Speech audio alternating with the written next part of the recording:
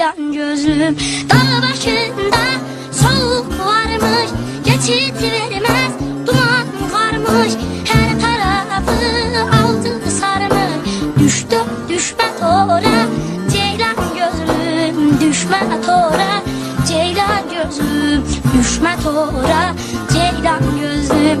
Kaşlarının karasından kan süzülür yarasından, dikenleri arasından çık kenara ceylan gözlüm, çık kenara ceylan gözlüm. Sevdim seçtim kulun içinde, yorgun düştüm yol üstünde, susuz kaldım gölün içinde.